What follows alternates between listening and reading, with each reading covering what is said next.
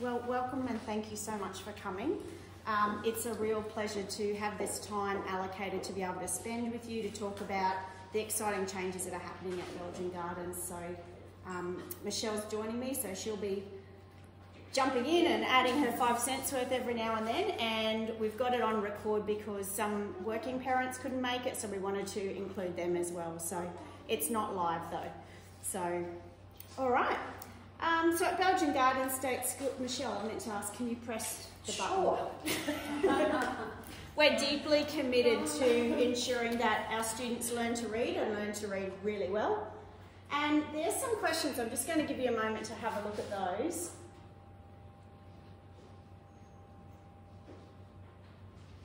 There's some of the questions that I've been asked either along the path, at the front gate, by email, through teachers.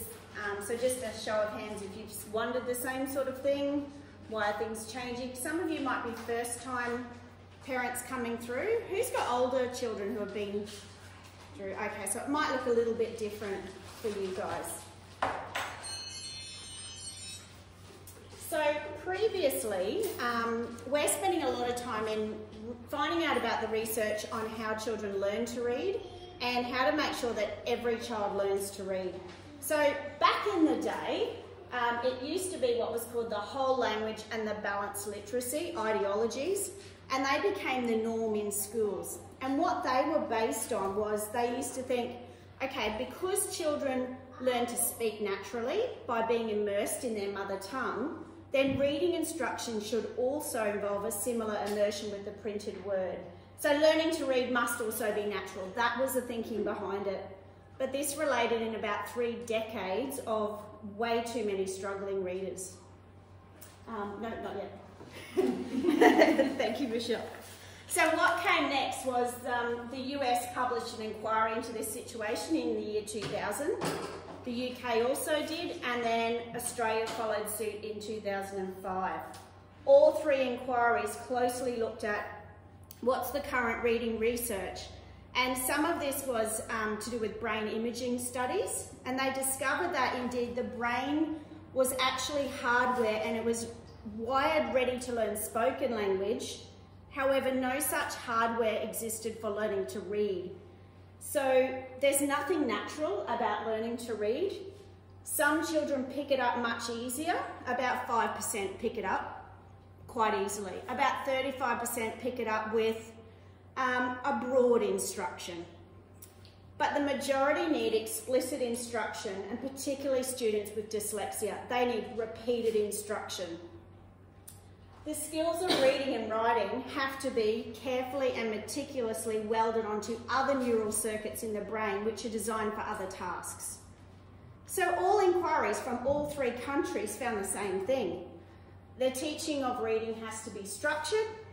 So we've got a specific way we roll out the sounds, which we'll talk about next week. Has to be explicit and heavily based in phonics. And that's to get the best results for the maximum number of students. That's the most inclusive way to teach reading. So rather than hitting our aim for, oh, you know, we'll get this little group, we want to aim it for the majority of students and then add repeated instruction for students that need some extra support. All good so far? I know I'm talking really fast. So it really blows your mind to think about, okay, Australia did this back in 2005 and a lot of other countries did, but it really is overwhelming to think nothing really changes. There was anti-science politicians. Think about the big companies, big businesses that print reading books that have already sold their product to lots of schools. They didn't want all this to come out. So nothing really happened way back in 2005. Fast forward to now, we're the 3rd decade of the 21st century, and we're seeing a lot of schools that are starting to act on this research. In Townsville alone, I've been in contact with a number of teachers from other schools, and we're all in this, and we're all going, it's time, we need to do something. Mr. Pedler, can you please put the aircon on, Commissioner? Yeah, that's true. Thank you, Michelle.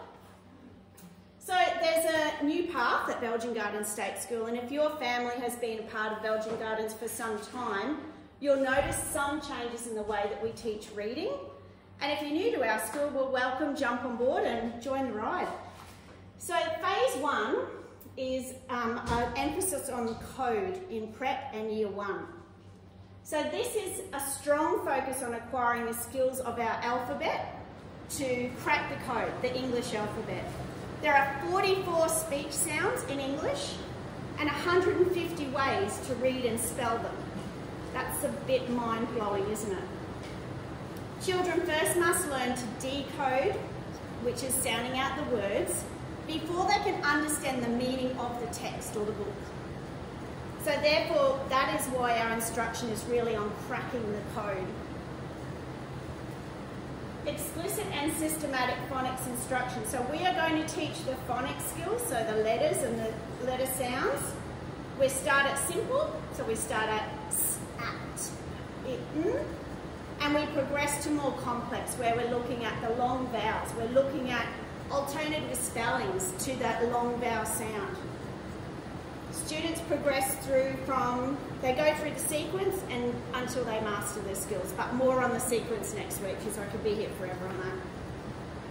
Phonemic awareness, this area is hugely important and the research has shown that. It's the ability to be able to hear and manipulate the sounds in words orally. So think about blending. If I said to you, it, can you put it together? Snip, perfect. What about segmenting? If I give you the word tip, can you break it up? Tip, yeah, so you can pull it apart as well. And then we think about, okay, can we orally manipulate some of the sounds in those words? So with the word drag, I want you to change the d to a b. You got a new word, brag. So orally being able to manipulate the beginning sound, the final sound, or even the middle sound. So that skill without any visual prompts is phonemic awareness. Decodable readers. Yeah, come in, welcome. So our early readers will be, early students will be working with decodable readers. And these are books or passages that only include words with the code that they've already learnt. So if they have learnt SATPIN, the books will only contain those particular sounds so that they can blend those sounds to make the words. It would be unreasonable to give them a book which has got the long A sound and expect that they can decode those words. I think that's it. Sight words. So although sight words are still sent home, it's important that you understand that the phonic sounds are more important for them to learn. So the reason we still include sight words in the program is because that children get repeated exposures of these words and they need to know them quickly to continue with their reading. So words such as me, if you think about the sounds in the word me, we don't go meh. So they need to know that, oh, that word when I see it is actually the long E sound. But we can't wait till we teach the long vowels to actually show them that word, because that just enables them to have a larger range of text. Me, she, the, was, think about W-A-S, was. It's actually a Z sound at the end. Even the word has is actually Z at the end. His, and of course of, which they often get mixed up with, off. A little bit more on sight words. Some of the words that you see in some of the early readers contain the letter Y at the end, so like the word my. So that's another whole conversation. If you come across a word like that in a home reader, sometimes just say to them, oh, that word is my, and move on, and just tell them what it is. So we do strongly encourage they still practice the sight words given, but they do need to know them rather quickly. So continually practicing the sounds will actually give them greater success with this. Assessments. You'll no longer hear your children having a PM level. Put your hand if you've heard of a PM level before. Yeah, that doesn't exist anymore in Prep and 1. So a new range of assessments have been implemented. which target the phonemic awareness, the phonics knowledge, fluency, and the comprehension. So Belgian Gardens will use something called the Sparkle assessment, and that stands for Systematic Phonics and Reading Knowledge Leveled Evaluation. So we just say Sparkle. Comprehension. Can I get you to flip to the next one? Thanks, Michelle. So this is what we call the simple view of reading. If you take decoding, so ability to understand the letter sounds, to figure out what the word is, understand what the words mean, what do they mean in that sentence, what do they mean in that text, what's the purpose of the text, that equals reading comprehension, because ultimately that is what we want. We're not just reading a book to read the words, we actually want to understand something. We want to learn something new, we want to be entertained by a story. So all of those parts go together to have successful reading comprehension. Yep, I think I've said all that. Are there any questions before I show you an example of student reading? It's probably lots and lots. So, okay. So this is a year 1 student, and she's actually doing a part of the Sparkle assessment. And I'm really happy to say this student was struggling a little bit last year and is just going ahead in leaps and bounds. This is, she's cracked the code. Get no.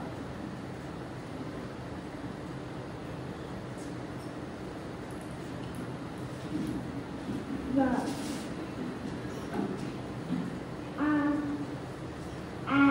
Cat is on the object. He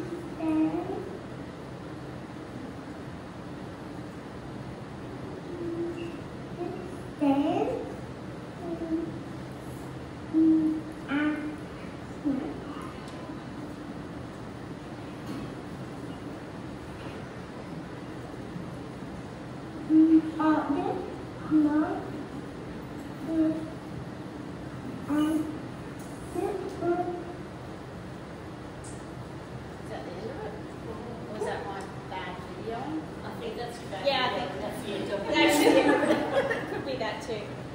So what did you notice there? She was definitely breaking it down. Struggling. Yep, so like og, but then she didn't just keep going, og, mo, and she's put it together. So previously we would go, oh my goodness, she sounds like a robot and she's not very fluent, you know, she doesn't know what, you know, we would view that as a struggling reader. I hear that and I'm super, super excited because she is putting everything together to go put the sounds together to actually map that word in her brain. Repeated readings, we call it orthographic mapping. So by her going snaps, repeated reading, she will not have to break that up all the time in the future. She'll go, oh, I've seen that before. My brain knows that that combination of words is snaps, just like how we read. We get to a tricky word with something we haven't seen before, the first thing we do is actually go back to our letter sounds and we try and break it up. If it's a topic I've got no idea about, I just do my best and try and apply the rules to figure out how to say the word. So things have changed with how we look at it, but it is super exciting. Any questions at all? So today was really about the thinking behind, you know, why have we made this change? And I've really talked about the general overall and the, did you want to talk about TLC at all? Or? Yeah. So this is just pretty much about next week. Yeah. So as part of the change in the way that we teach reading at BG, one of the other programs that we've implemented is called the Literacy Collective. It's called the TLC program. And that's what the teachers are actually doing daily in their classroom to actually implement this. So alongside of the TLC, there's a whole lot of work around phonics, there's a whole lot of work around decodable text, and then we're assessing that knowledge through using the Sparkle assessment here. So we've shifted in our thinking around, we're all just sitting around reading a PM text. That's not what reading looks like in our classrooms anymore. So for those of you who are reading helpers in the classroom, you'll see that students are very much independently working. They've got headphones on, they're listening to sounds, they're breaking it up, they're writing it down, they're dictating sentences. So it's a real shift in what you're going to see when you come back in compared to historically how we've taught reading. Can I just say we're so excited. We're really seeing some great progress so far. Jodie and the prep teachers in one of the grade ones had a little play at the end of last year. And this year we've implemented it fully in all preps and all grade ones. So the grade 2s are itching, they want to start, but we're saying we just need to wait until next year. Let our kids learn the routine of the program and really develop these basic phonics skills first, and that decoding and that sound knowledge, and then we can implement it higher in that P2 space. But some really exciting work around what the grade 1s are even doing around their sentence structure, and they're not writing things around, whole text around retelling a story. They're actually really targeted around the skills of writing a good sentence. What does a good sentence look like? And independently knowing there's a capital, full stop, the spaces. So we're really working on the skills at prep and grade 1 rather than that whole big picture. No, it is really good. So the teachers will start to share some stuff. They're at the moment obviously very overwhelmed. It's a whole new program and it's very intense, but they're also very excited about the work that they're doing and the results that they're seeing so far. Can they share that? And a description of the intensity is some of the rotations are 15 minutes, bang, bang. There's 4 rotations, probably 2 have got an adult, possibly, 2 are independent, and after 15 minutes, you're on. So there's not really time, I don't have a pencil, like, they're on. So, it's really good. So, and they're excited too, like they're always seeing me on the path, and probably the same with you. Oh, I wrote a great sentence today, or when are you going to come and hear me read, or did you hear how great I'm doing? So that's really exciting. So actually, on a side note, so I love my book, The Learning. I went into one of the grade 1 classrooms last week to video their tuning in reflection, and one of the focus children actually went off, went to the writing area, wrote this amazing sentence, and came back and talked about it in the walk the learning time. She independently went and did that and had the knowledge and could apply that, and it was mind-blowing. Gave me goosebumps. I was so excited to see it. So they're actually transferring that knowledge across the day, not just in the literacy time. That may be a similar student. She was writing the word playing, and they'd be learning that the long A sound can also be spelt with AI, but usually the AI is in the middle of a word. So she had the word play, P-L-A-Y, and when she added in, she asked, do I need to change that now because the A sound is now the middle of the word? Do I change it? I mean, how high level is that? That's year 1, so really good. So looking ahead to next week, and I'll just press stop on that very soon. Next week is looking at what are the actual sequence of sounds that we follow. I've got a video of a year 1 class participating in their sound drills, and we're going to have a little play at phoneme mapping some of the words ourselves. Haven't run that by you, but how's that sound? Hopefully you've all seen that there's cards and all the different icons and stuff in your folders, so that's what we're actually teaching them, to assign the sound to that emoji. Usually in your grade 1, beginning of grade 2, we don't use the emojis as much. They'll have that knowledge of the sound and the representation of that. That was a very different, nice hands-on kind of way to start them and get them really excited. Glad that you're all nodding, saying that you can see them. That's good. Any questions?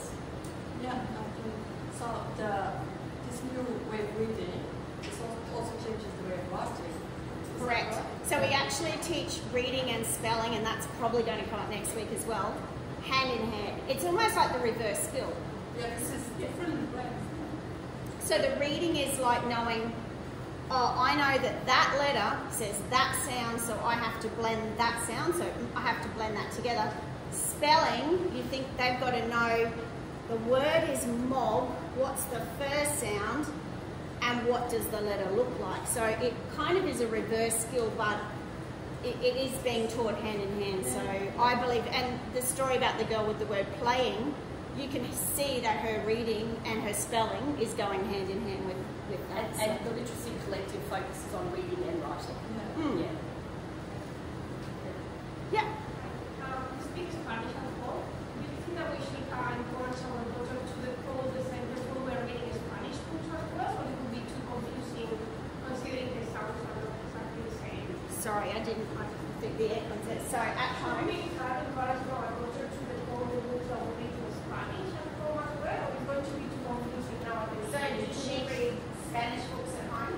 Yeah, we can have to read the Spanish books at home. We haven't started working with her to the books yet, so we should wait until she's got the English a bit more settled. Look, that's a tough one. I've heard of some families with English as a second, third, fourth language. They have times where if they're speaking Spanish at home, that's fine. When they do homework, it's school language. So they say this is so it's purely English at that time. So I guess that's up to you to make a decision yourself as a family. But I think that if you said, okay, it's school time now, this is English. Does that answer the question? Yeah, sort of. Yeah, we're looking at start introducing as well to the code of Spanish words at the same time, or that might create a little confusion in her brain. Oh, because the vowels might sound differently. Yeah. Kids are they're pretty clever and resilient. They can code switch, right? This is Spanish and this is English. So I know we have some other mums who might want to add something. Yeah, I'm not doing it at the moment. We do our But maybe Yeah. But yeah, tricky. yeah, and you have English time.